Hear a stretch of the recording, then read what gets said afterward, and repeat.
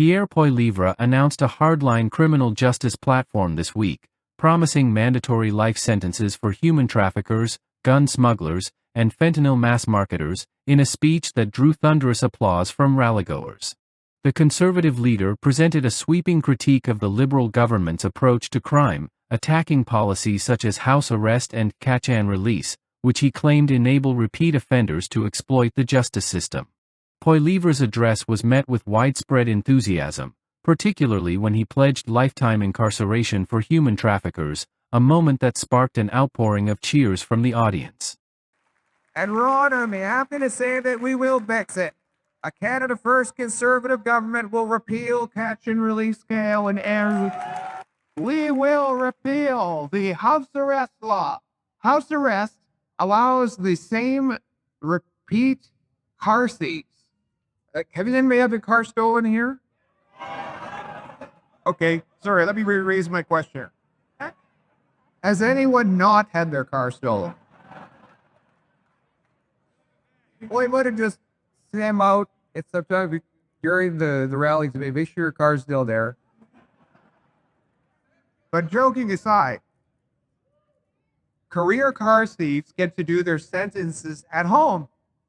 It's house arrest. They can sit there watching Netflix or playing Grand Theft Auto.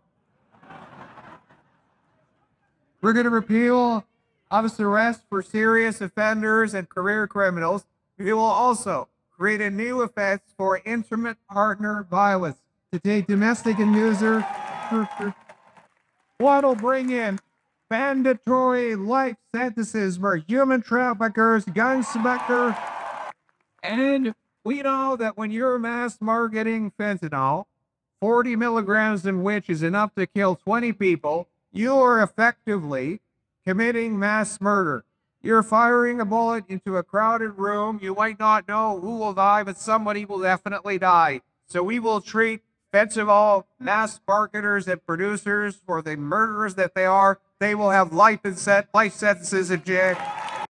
We will bring in mandatory life sentences for human traffickers, Poilievre declared, punctuating a broader vision of justice rooted in what he described as accountability, clarity, and protection for law-abiding Canadians. Mocking current sentencing practices, Poilievre condemned the notion of house arrest for serial car thieves, quipping, "They can sit there watching Netflix or playing Grand Theft Auto." His remarks sought to expose what he views as the absurdity of lenient Liberal measures that permit serious offenders to serve time from the comfort of home. Central to his message was a renewed emphasis on consequences. Poilievre framed fentanyl distribution not just as a drug crime but as mass murder, saying, 40 milligrams of fentanyl can kill 20 people. You're firing a bullet into a crowded room. You might not know who will die, but somebody will. He vowed to treat fentanyl traffickers accordingly, pledging life imprisonment for producers and marketers of the deadly synthetic opioid. His proposals also included the creation of a new criminal offense for intimate partner violence, signaling a deeper focus on victim-centered justice. The speech was as much about policy as it was about tone. Poilievre's populist energy, rooted in direct language and crowd engagement, echoed themes familiar in North American conservatism, national sovereignty, moral clarity, and the right to safe communities. At one point, he joked about checking whether anyone's car had been stolen during the event, illustrating his focus on rising property crime as a relatable concern. "We will fix it," Poilievre repeated throughout the rally, positioning his party as a disciplined alternative to what he painted as chaos under Liberal governance. Media outlets largely framed the event through the lens of its populist energy and the clarity of Poilievre's proposals. Supportive commentary praised his commitment to reversing what they called soft-on-crime policies. Analysts noted that his rhetoric, particularly on fentanyl, aligned with growing fears across Canada and the United States over drug-related deaths. While the long-term effectiveness of mandatory sentencing remains debated, the political impact of Poilievre's address was immediate. His speech tapped into a cultural undercurrent of frustration with perceived judicial leniency, presenting a stark contrast to progressive reform narratives. Career criminals should not be playing video games while victims live in fear, Poilievre said.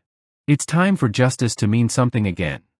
The Conservative Party's platform, anchored in a vision of restored law and order, offers a decisive, if contentious, approach in a national conversation increasingly shaped by crime, security, and the boundaries of justice.